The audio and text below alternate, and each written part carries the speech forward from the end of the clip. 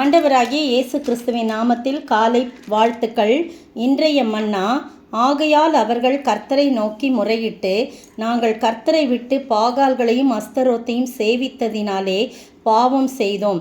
இப்போதும் எங்கள் சத்துருக்களின் கைக்கு எங்களை நீங்களாக்கி இரட்சியும், இனி உம்மை சேவிப்போம் என்றார்கள். 1 சாமுவேல் 12ஆம் அதிகாரம் வசனம் 10. பாருங்கள், இந்த இது ஒரு சின்ன சம்பவம் நடக்குது. சாமுவேல் என்ன பண்ணுறாரு, நிறைய வயது ஆயிடுச்சு. அப்போ ஜனங்களெல்லாம் கூட்டி சொல்கிறாரு, நான் ரொம்ப வயசாயிடுச்சு எனக்கு, ஆனால் இப்போ நான் இருக்கிற உங்களை நான் இவ்வளோ நாள் நான் உங்களோட கூட இருந்தேன், உங்கள்கிட்ட ஏதாவது நான் எருதையோ கழுதையோ அபகரிச்சிருக்கேனா, நான் ஏதாவது அநியாயம் செஞ்சுருக்கேனா, பரிதானம் ஏதாவது வாங்கி கொண்டு கஞ்சாடையாக இருந்தேனா சொல்லுங்கன்னு. இல்லை நீங்கள் அப்படிலாம் எதுவுமே செய்யலை அப்படின்னு சொல்கிறாங்க. நீங்கள் எங்களுக்கு அநியாயம் செய்யலைன்னு ஜனங்கள்லாம் சொல்கிறாங்க. சரி, எல்லாரும் இங்கே கூடுங்க, நான் உங்கள் பிதாக்களுக்கும் உங்களுக்கும் கர்த்தர் செய்த எல்லா நீதியை நியாயத்தையும் குறித்து உங்களுக்கு சொல்லுவேன் அப்படின்னு சொல்லிட்டு எல்லா காரியத்தையும் சொல்கிறாங்க. அப்போ இந்த ஜனங்கள் கர்த்தரை விட்டுட்டு போனாங்க.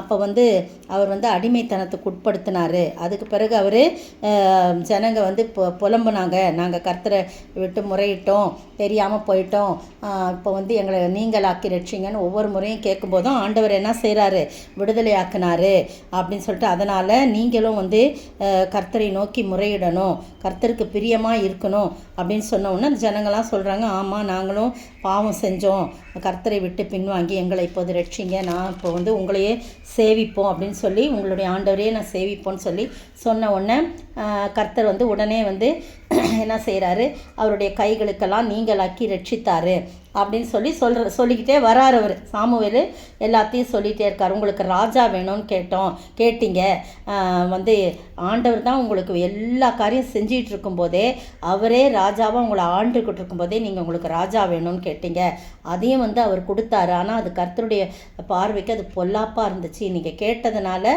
அவர் கொடுத்தாரு.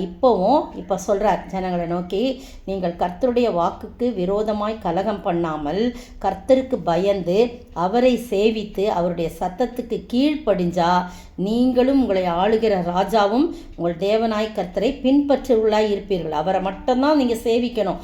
அப்படி இருந்தால் மட்டும்தான் நீங்களும் உங்கள் ராஜாவும் கர்த்தரை பின்பற்றுவர்களாய் இருப்பீர்கள். நீங்கள் கர்த்தருடைய சத்தத்துக்கு கீழ்ப்படியாமல் கர்த்தருடைய வாக்குக்கு விரோதமாக கலகம் பண்ணினால், கர்த்தருடைய கை உங்கள் பிதாக்களுக்கு விரோதமாக இருந்தது போல உங்களுக்கும் விரோதமாக இருக்கும். கர்த்தர் உங்கள் கண்களுக்கு முன்பாக செய்யும் காரியத்தை பாருங்க அப்படின்னு சொல்லிட்டு நிறைய காரியத்தை அங்கே செய்கிறத நம்ம பார்க்குறோம். அப்போ பார்த்தீங்கன்னா 20ஆம் வசனத்தில் பாருங்கள், அப்பொழுது சாமுவேல் ஜனங்களை நோக்கி அவங்க கன்ஃபஸ் பண்ணுறாங்க, நாங்கள் சாகாதபடிக்கு உம்முடைய தேவனாய் கர்த்தரிடத்தில் உம்முடைய அடியாருக்காக விண்ணப்பம் செய்யுங்க, நாங்கள் செய்த எல்லா பாவங்களோடு எங்களுக்கு ஒரு ராஜா வேணும்னு கேட்ட இந்த பாவத்தையும் கூட்டி கொண்டோம் அப்படின்னு சொன்ன உடனே சாமுவேல் ஜனங்களை நோக்கி, பயப்படாதீங்க, நீங்கள் இந்த பொல்லாப்பையெல்லாம் செய்தீர்கள், ஆனாலும் கர்த்தரை விட்டு பின்வாங்காமல் கர்த்தரை உங்கள் முழு இருதயத்தோடு சேவியுங்கள்.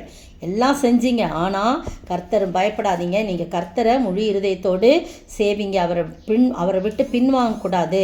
21ஆம் வசனத்தில், விலகி போகாதீர்கள், மற்றபடி பிரயோஜனமற்றதும் ரட்சிக்க மாட்டாதுமாக இருக்கிற வீணானவைகளை பின்பற்றுவீர்கள், அவைகள் வீணானவைகளே அப்படின்னு சொல்கிறார். எவ்வளவு ஆணித்தரமாக சாமுவேல் சொல்கிறார் பாருங்க. ஆமாம், அதெல்லாம் வீணானவைகள், அதெல்லாம் நீங்கள் பின்பற்றக்கூடாது, அதெல்லாம் சேவிக்கக்கூடாது.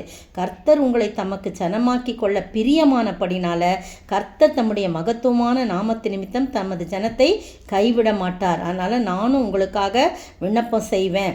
அதனால் நீங்கள் கர்த்தருக்கு பயந்து உங்கள் முழு இருதயத்தோட 24ஆம் வசனம், முழு இருதயத்தோடும் உண்மையாய் அவரை சேவிக்க கடவுள். எத்தனை தடவை சேவித்தலை குறித்து வருது பாருங்கள் இந்த அதிகாரத்தில். சேவிக்க கடவீர்கள், அவர் உங்களிடத்தில் எவ்வளவு மகிமையான காரியங்களை செய்தார் என்பதை சிந்தித்து பாருங்கள்.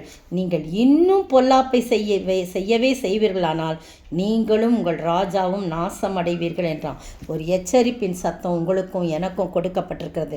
நாம் பின்னுமாய் ஆண்டவரை துக்கப்படுத்தி நம்ம செஞ்சுட்டு மன்னிப்பு கேட்டால் உடனே மன்னிச்சிருவார்.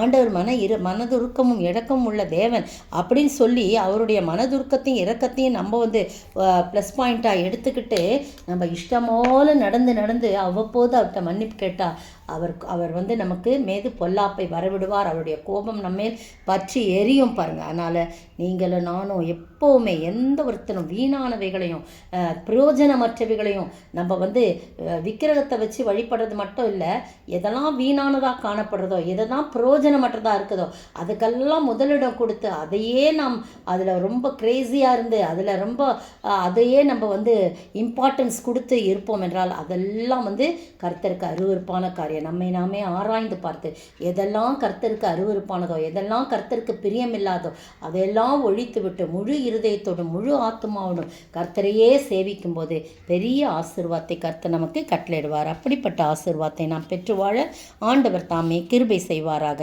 ஆமீன். ஆத்துமாவே கர்த்தரையே என்றென்றும் சேவித்திடு.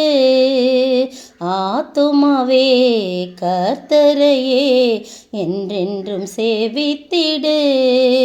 அவர் செய்த நன்மைகளை ஒரு நாளும் மறவாதே. அவர் செய்த நன்மைகளை ஒரு நாளும் மறவாதே. ஆத்துமாவே கர்த்தரையே என்றென்றும் சேவித்திடு. ஸ்தோத்திரிக்கிற ஆண்டவரே, துதிக்கிற ராஜா, வாழ்த்துக்கிற வணங்கிறப்பா, நன்றியோடு மெய் ஸ்தோத்திரிக்கிறோம். இப்பொழுதும் கூட ஆத்துமாவே எங்கள் உள்ள முழு இருதயத்தோடு உமக்கு என்றென்றைக்கும் உம்மை என்றென்றைக்கும் சேவிக்கவும், உம்மை ஒரு நாளும் நீ செய்த நன்மைகளை மறவாதபடி எப்போதும் அதை நினைத்து பார்த்து ஸ்தோத்திரிக்கவும் சேவிக்கவும் நன்றி செலுத்தவும் உதவி செய்யணும். இயேசுவின் நாமத்தில் ஜெபிக்கிறேன் பிதாவே, ஆமேன். நேற்றைய பதில், மோசே 3 மாதமளவும் தன் தகப்பன் வீட்டிலே வளர்க்கப்பட்டான். அப்போஸ்தலர் 7ஆம் அதிகாரம் வசனம் 20. இன்றைய கேள்வி, எப்பொழுது யார் என்ன செய்து கொண்டிருக்கையில் கல்லெறிந்தார்கள்? எப்பொழுது யார் என்ன செய்து கொண்டிருக்கையில் கல்லெறிந்தார்கள்?